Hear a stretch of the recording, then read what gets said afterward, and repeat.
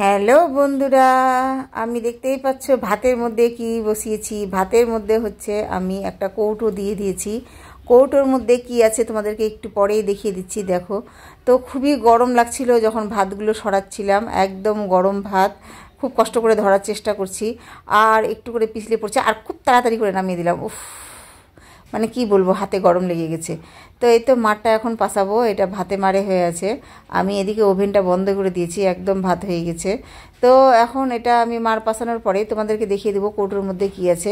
তোমরা আবার চিন্তা করো না এই কৌটোর মধ্যে হচ্ছে সোনা গয়না আছে নাকি, এটা ভেবো না। এই যে দেখো, সোনার মতোই কিছু জিনিস এর মধ্যে আছে। সোনালি কালার ডাল, মুসুর ডাল। আমার ছেলে একদম ডাল ছাড়া বাঁচেই না। ডাল আমার বাড়িতে প্রতিদিনই হয়, তো আজকে ভাবলাম যে ডাল আলাদা করে রান্না করব না, কৌটোর মধ্যে আমি ডাল বসিয়ে দিব সিদ্ধ করতে, তো হয়ে যাবে আমার ছেলের। তো এই তো হয়ে গেছে এটা আমার ছেলের জন্য। আর এখানে হচ্ছে কয়েক টুকরো মাংস দেখতে পাচ্ছ। দেখো, আমি গতকালকে মাংস রান্না করেছিলাম, তার মধ্যে থেকে কয়েক টুকরো রেখে দিয়েছিলাম। আমার আবার অভ্যাস খুব খারাপ যে আমি কোনো জিনিসই শেষ করে খাই না, কিছু না কিছু আমি তার মধ্যে থেকে রেখে দিই, তারপরে আমি খাই। তো কালকে মাংসটার থেকে কিছু অংশ রেখে দিয়েছিলাম বলে আজকে এটা কাজে দিয়ে দিল। তো আমি এখানে আলু অ্যাড করে এই রান্নাটা করব। সকাল থেকেই চিন্তা করছিলাম যে আমি কি রান্না করব। বাড়িতে কোনো সবজি ছিল না। আর আমার হাজবেন্ড সকাল থেকে যে কোথায় গেছে কিচ্ছু বলে যায়নি। আমি আবার যোগাযোগ করার চেষ্টা করছিলাম, ফোন করছিলাম, বারবারই ফোনটা বাড়িতেই বাজছে, রিংটোন বাড়িতেই বাজছে, মানে ফোনটাকে রেখে গেছে বাড়িতেই। তো আরও আমি মন থেকে একদম রাখছিলাম, রেগে রেগে ফায়ার হয়ে যাচ্ছিলাম।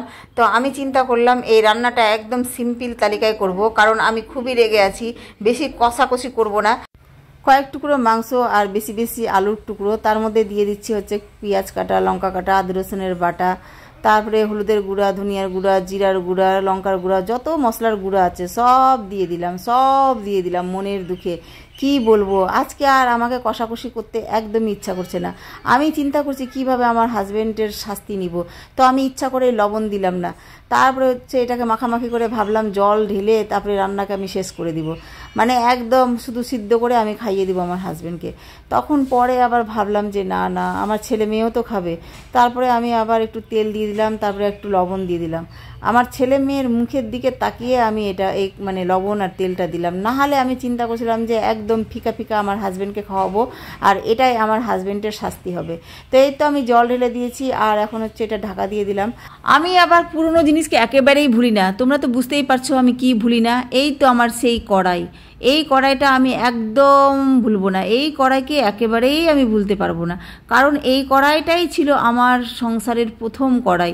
এই কড়াইটাতে রান্না করতে করতে ইচ্ছা করে আমি কালো করে দিয়েছি। এই কড়াইয়ে রান্না করতে আমার খুব ভালো লাগে, মানে এর মধ্যে ভাজা পোড়া করতে এত ভালো লাগে কি বলবো ফ্রেন্ডস। তো আমি এখানে পটল ভাজা করছি, আমার তো মনেই ছিল না পটল ছিল। তো পটলগুলোকে একদম 2 ভাগ করে কেটে নিয়েছি, আর এখন হচ্ছে এর মধ্যে লবণ, হলুদ, লঙ্কার গুঁড়ো দিয়ে ভালো করে মাখিয়ে চাখিয়ে তেলের গরম তেলে একদম ভাজা তাজা করে নিব একদম, মানে এটাকে ভালো করে ভাজা করে নিব।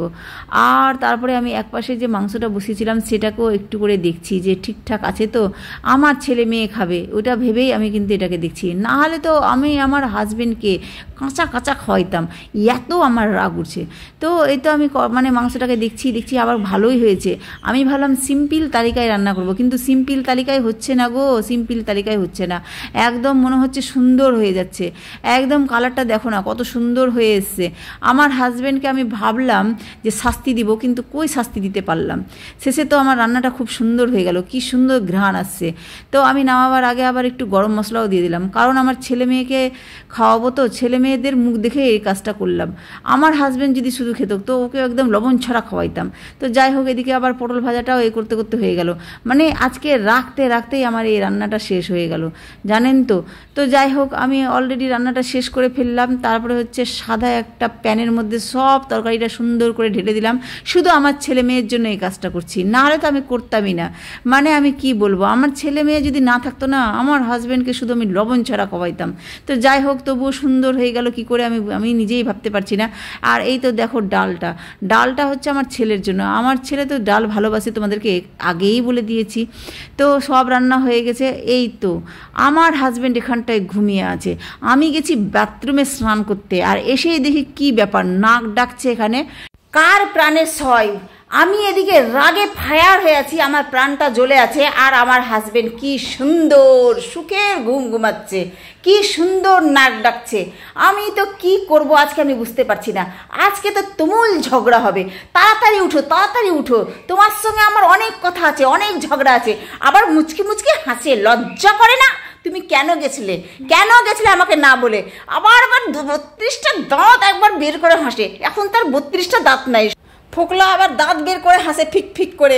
আমি কি করে এর শাস্তি নিব গো?